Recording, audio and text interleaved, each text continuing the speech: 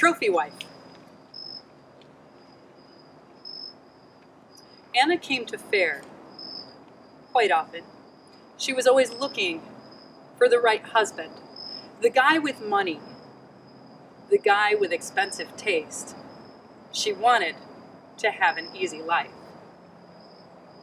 Working at restaurants, paying the bills, waiting tables, it's stressful.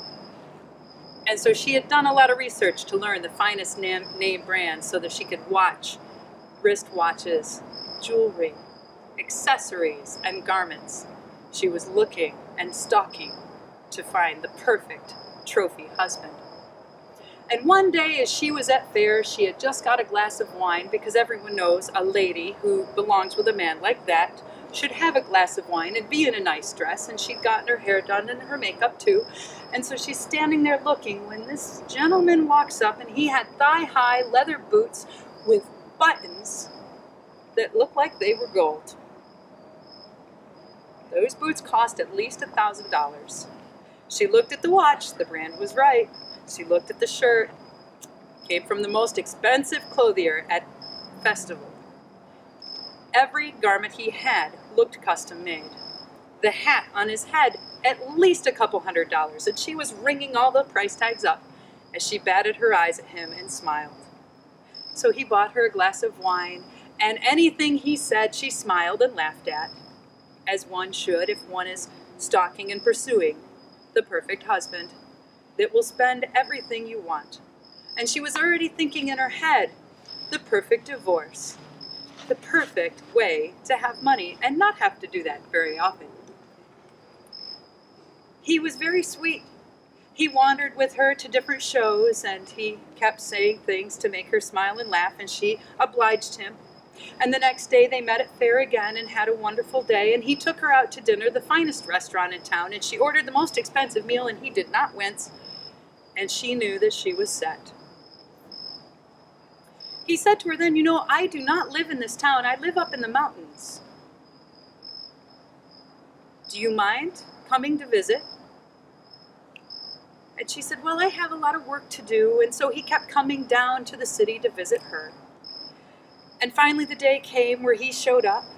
They'd only been dating a couple of months. He showed up with a ring, and the diamond was heavy enough you almost had to have two hands to hold it. And she looked at that, and the price tags were singing in the back of her head, "Glory be! I got one!" And she, of course, said yes. The marriage was beautiful.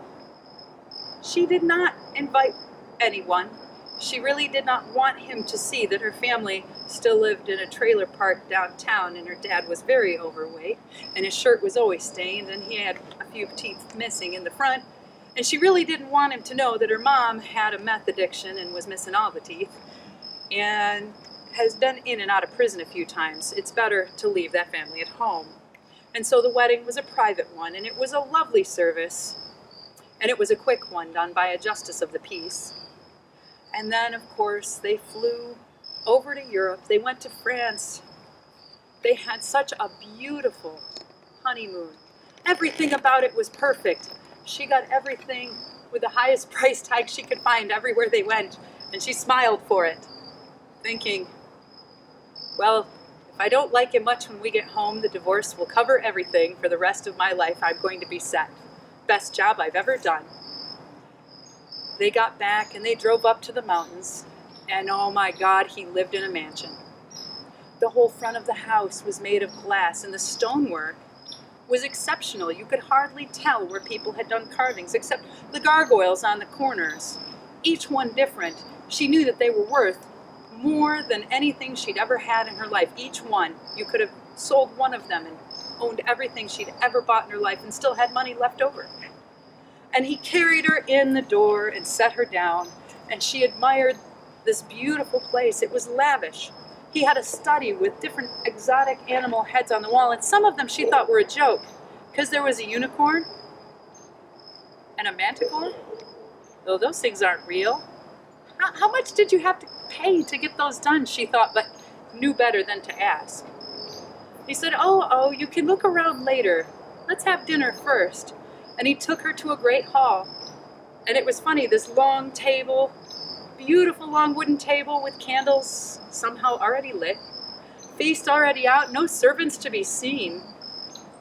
That wonderful staff. As she sat at one end and he sat at the other, and they could not really speak, for the distance of the table and the echo of the room would have made it comedy. But when the meal was done, she could see the fire in his eye, and she knew that it was time to enjoy the house in another way. And he carried her up the stairs to the bedroom. And her clothing fell away as if it had not even been there in the first place. It was more of an afterthought. And she lay back on the bed as he kissed her from head to toe.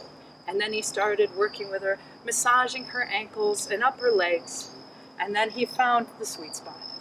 And she moaned and cried out as he went deeper and deeper. And then, wait, you're supposed to stop. What are you doing? She cried out. But he smiled then, and the smile he had, there were sharp teeth, all of them in his mouth, and his eyes had gone black. And as she tried to back up, he thrust all the way up and in and grasped her beating heart. And he pulled it out. And one would think that she should have died then, but she was dealing with a fairy and hadn't known it. I mean, her mind, as she was there, thinking I should be dead, my heart is beating in his hands.